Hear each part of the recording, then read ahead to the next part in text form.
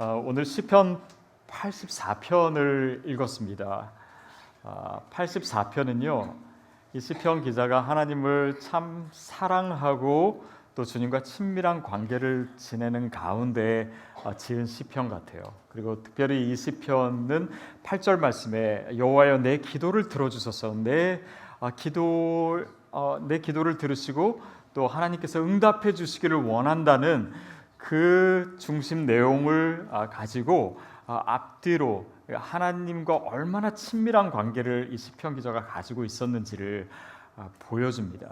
그래서 오늘 우리가 이 시편을 통해서 기도의 씨앗 새로운 시리즈를 시작하면서 기도가 무엇인지, 하나님 정말 우리에게 원하시는 기도가 무엇인지 생각해 보려고 합니다. 우리 1절, 2절 다시 한번 같이 읽겠습니다. 시작. 만군의 여호와여 주의 장막이 어찌 그리 사랑스러운지요. 내 영혼이 여호와의 궁정을 사모하여 쇠약하며 내 마음과 육체가 살아계시는 하나님께 부르짖나이다. 만군의 여호와여 주의 장막이 어찌 그리 사랑스러운지요. 주의 장막에 대해서, 주님의 성전에 대해서 얘기하고 있습니다. 근데 과연 그게 교회 건물을 두고, 성전 건물을 두고 얘기한 것일까요? 사실 그렇지는 않겠죠. 뭔가 건물 자체를 중요시하고 그것을 사랑하고 그것을 숭배하면 그것도 일종의 우상 숭배가 될 수 있지 않겠습니까? 그래서 이 말은 주의 궁전을 향해서 내가 정말 애타고 그리워할 정도로 주님의 임재를 사모합니다.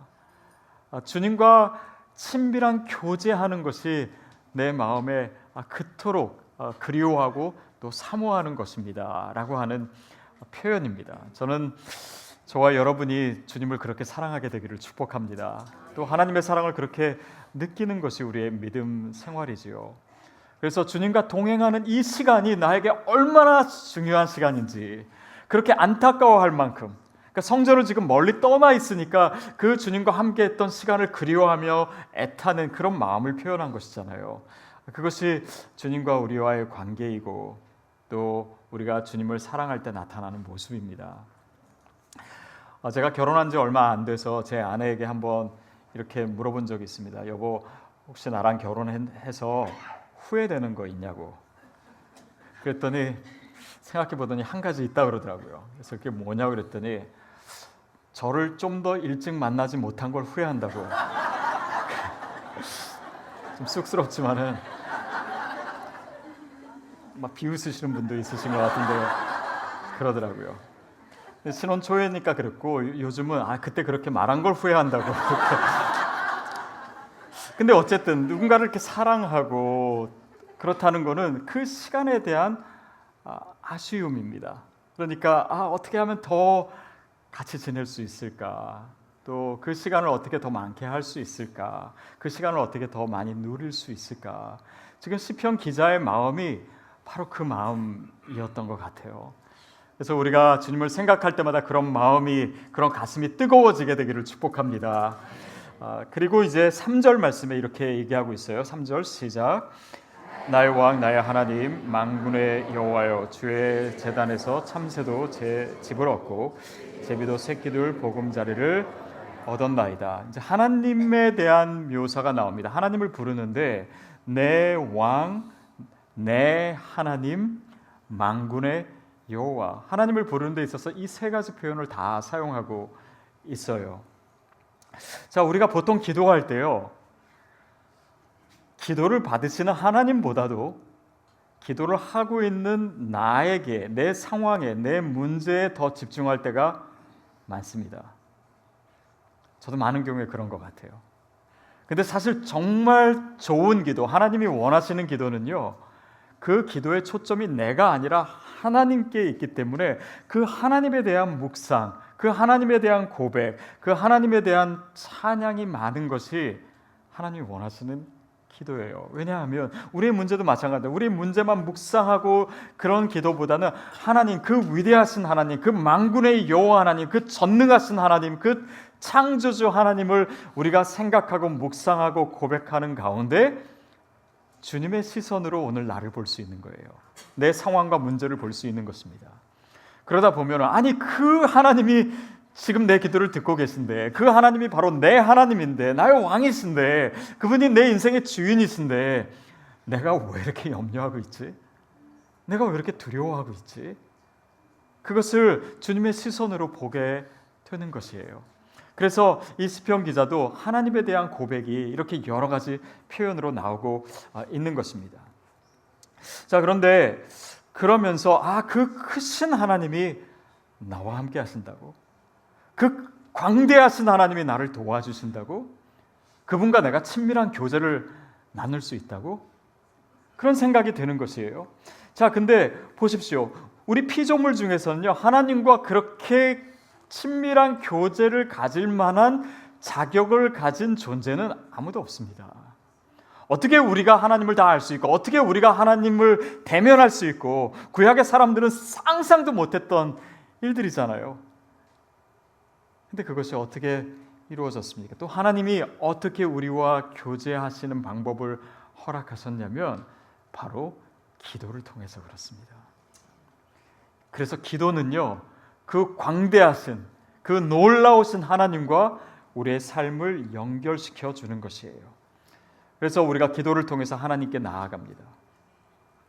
결국 이 성경을 보면요, 하나님과 우리와의 어떤 그런 질적인 또 영원한 차이를 드러내는 표현들이 있습니다. 그분은 창조주 하나님이시고 우리는 고작 피조물이에요. 그분은 심판주이십니다. 우리는 죄인이에요. 그분은 주인이십니다. 우리는 종이에요. 우리는 그냥 그분께 다가갈 수조차 없는 존재예요. 그런데 그런 표현이 있는가 하면 또한 하나님이 우리와 굉장히 가까운 것처럼, 그분이 우리의 신랑, 예수님이 신랑 되시고 또 그분이 우리의 친구 되시고 아빠 되시고 그분과의 이 친밀한 관계를 얘기하는 그런 표현들이 있습니다. 그래서 이것이 두 가지가 기도할 때 다 필요해요. 한 손에는 그 광대하신 하나님에 대한, 그 크신 하나님에 대한 믿음을 한 손에 붙들고 있어야 되고요. 또 한 손에는 나의 친구 되시고 나의 아빠 되신 그 하나님을 붙들면서 기도해야 되는 거예요. 그래서 기도는 그 하나님과 우리를 이렇게 친밀하게 연결시켜 주는 것입니다. 그래서 기도를 통해서 주님과 가까워지는, 그냥 단지 내 소원만 아뢰는 것이 기도가 아니라 주님과 더 가까워지는 거예요. 그 광대하신 하나님이 내 삶에 들어오시는 거예요. 나에게 개입하시는 것이고 내가 주님을 알게 되고 느끼게 되고 주님을 더 사랑하게 되는 것입니다. 그래서 그런 기도의 축복을 우리 모두가 누리게 되기를 진심으로 바랍니다.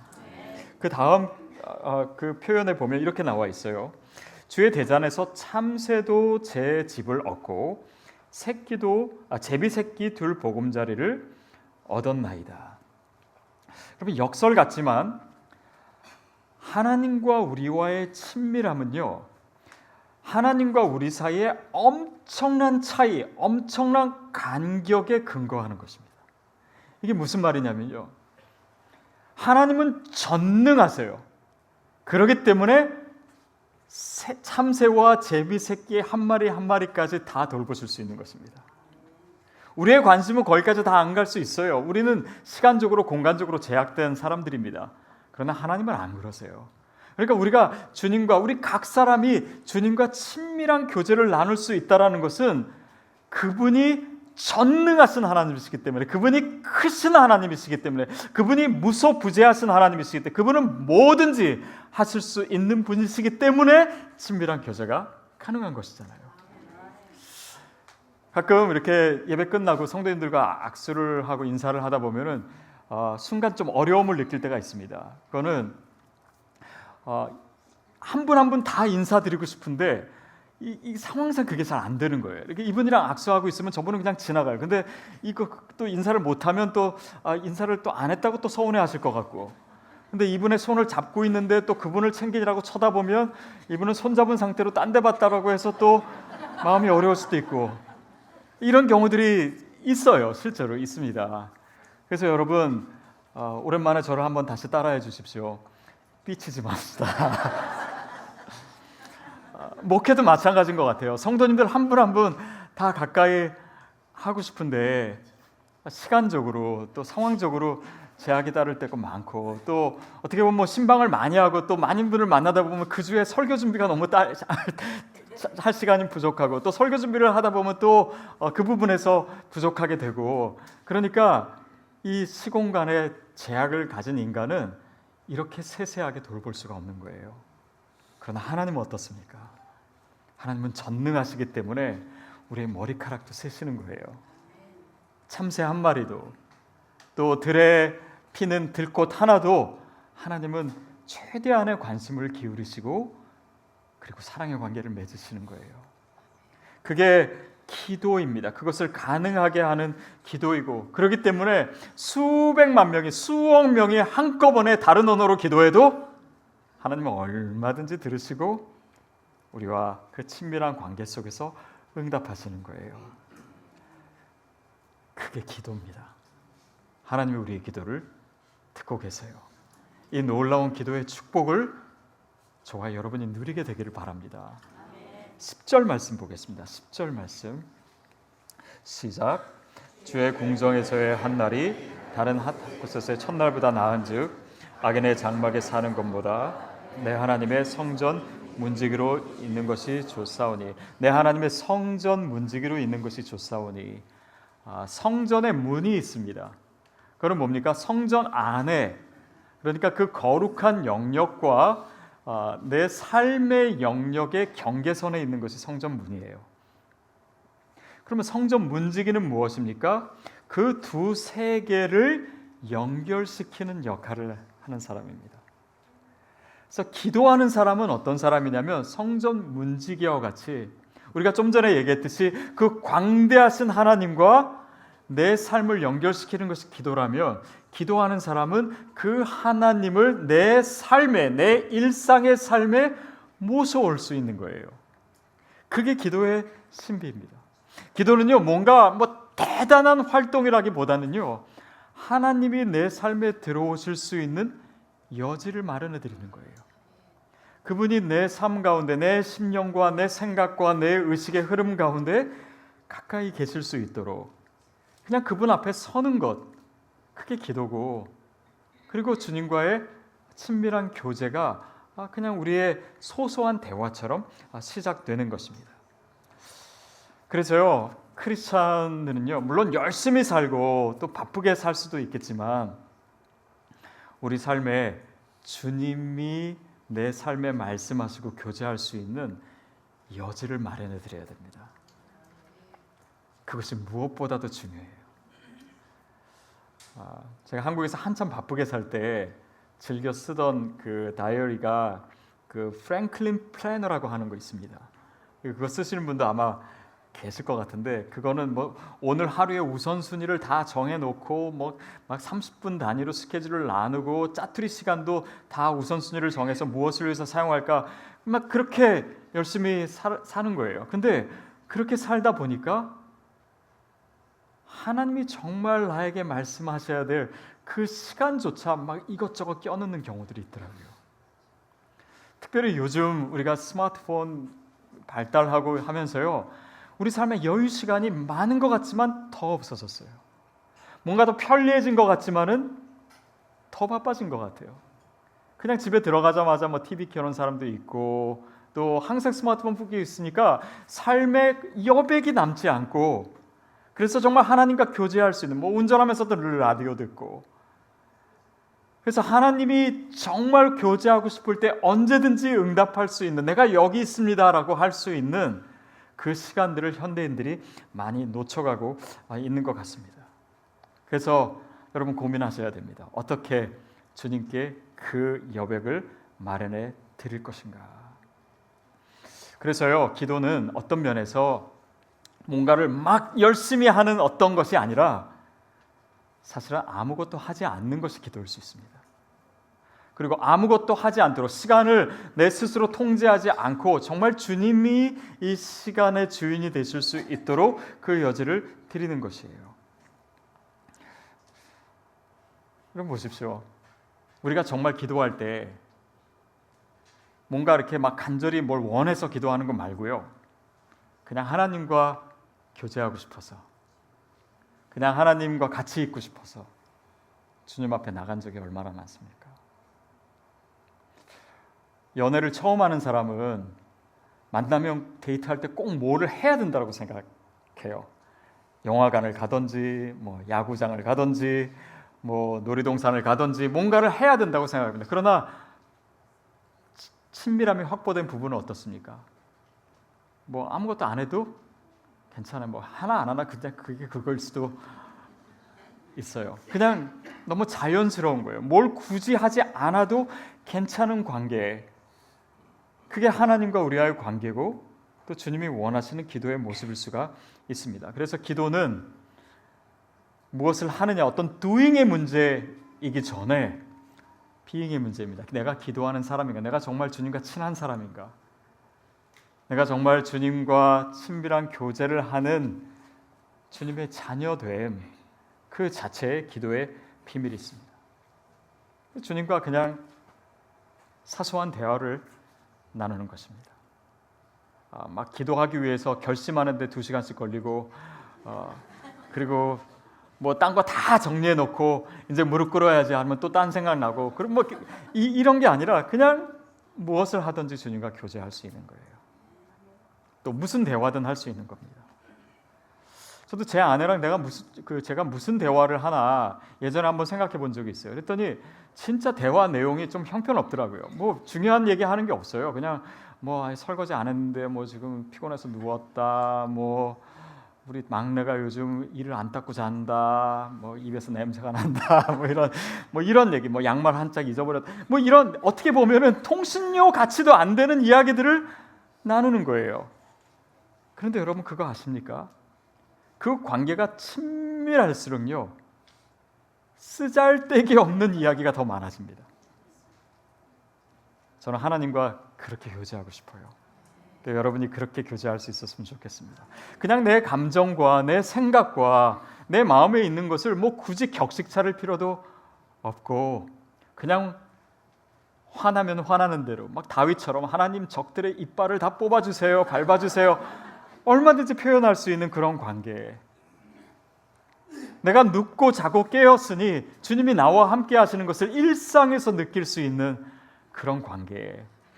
그런 관계는 어떤 것보다도 귀한 것입니다. 그래서 그거는 별거 아닌 것을 하는 것 같지만 사실 가장 중요한 시간이 돼요. 그리고 그것은 결코 시간 낭비가 아닙니다. 우리 삶에 어쩌면이 아니라 정말 가장 중요한 시간이에요.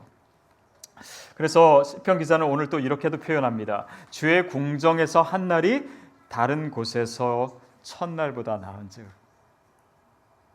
어떻게 보면 그 하루를 위해서 999일을 포기할 수도 있는 그런 마음. 그것이 너무 중요하기 때문에 주님과 함께 있는 것이 내 삶의 가장 귀한 가치이기 때문에 그 시간을 뒤로 할 수 있는 그런 마음입니다. 여러분 미술에 대해서 조예가 깊은 사람은요 그 작품을 보기 위해서 멀리 여행을 가기도 합니다.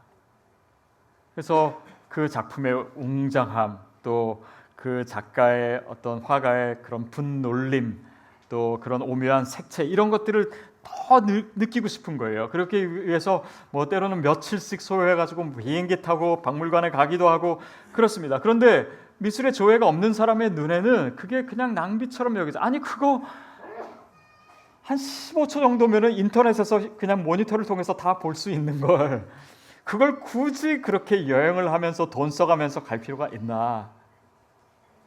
아니에요. 그에게는 그것이 가치이기 때문에 그렇습니다. 그것은 그에게는 낭비가 아니에요. 유명한 세계적인 사이클 대회 중에 이 뚜르 드 프랑스라고 하는 것이 있지 않습니까? 근데 이제 매년마다 열리는 사이클 대회인데 2003년에 이 대회 때 온 세상을 수경케 한 장면이 있었습니다.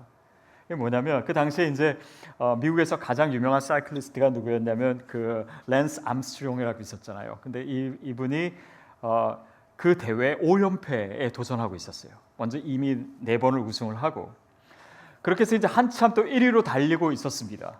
근데 그러다가 응원 나온 어떤 어린이 가방이 떨어져 있는데 그걸 피하려다가 넘어지게 된 거예요. 근데 그 뒤에 누가 따라오고 있었냐면 만년 2위를 계속한 독일 사람 얀 울리라고 하는 사람이 15초 간격으로 뒤따라오고 있었습니다. 근데 앞에서 암스트롱이 넘어지니까 이제야말로 이번 한번 우승할 수 있는 서로의 기회가 된 거예요. 근데 거기서 그 사람이 그를 지나치지 않고 그 자리에 멈춰 섰습니다. 그리고 암스트롱이 다시 일어나서 달리기 시작할 때까지 기다려줬어요. 저게 그 유명한 장면이에요. 어떻게 보면 1등의 명예를 찾을 수 있고 또 1등하면 상금도 많고 그에게는 굉장히 값진 시간이었습니다. 그러나 그 시간을 그는 그냥 그렇게 보낸 거예요.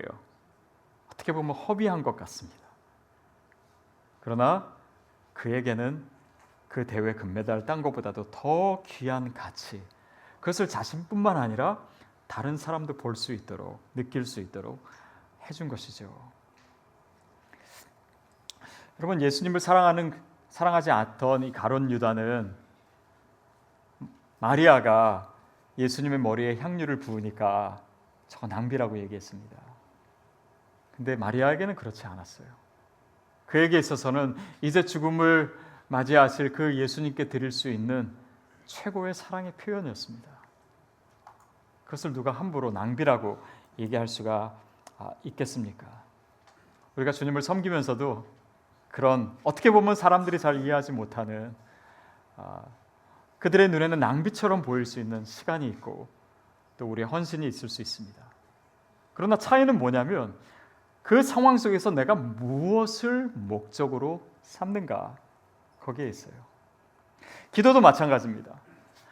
우리는 많은 경우에 기도를 통해서 내가 열심히 기도하고 꾸준히 기도하고 많이 기도하고 해서 주님으로부터 무엇을 내가 얻어낼 것인가, 거기에 목적을 삼을 때가 있어요. 근데 사실은 기도의 목적은 거기에 있지 않습니다. 물론 그런 것들도 기도에 있지만 기도에 있어서 가장 필수적인 것은 이 기도를 통해서 하나님과 친밀해지는 거예요. 더 가까워지는 것입니다. 그러니까 그 목적에 따라서 우리의 삶의 목표 자체가 정말 그리스도의 신부로서 준비하고 그리스도와 더 가까워지고 주님을 더 닮아가는 것에 있다면 그 목적 때문에 이 기도는 그 어느 것과도 바꿀 수 없는 소중한 시간이 되는 것이죠. 저는 금년 한 해 이 기도의 씨앗이라고 하는 표를 우리가 함께 생각하면서 이 기도 안에, 그 씨앗 안에 숨겨진 놀라운 열매들을 우리가 꿈꿀 수 있게 되기를 바랍니다. 그리고 이번 한 해 우리가 지나온 어떤 시간보다도 정말 더 진정성 있는 기도할 수 있는 한 해가 됐으면 좋겠어요. 주님과 친밀하게 되는 한 해가 되기를 바랍니다. 그래서 이번 한 해를 지났을 때 하나님께서 이 기도의 씨앗을 통해 어떤 열매를 준비하셨는지, 어떤 울창한 나무가 그 씨앗 가운데 숨겨져 있었는지 우리가 그것을 간증할 수 있는 한 해가 됐으면 좋겠습니다.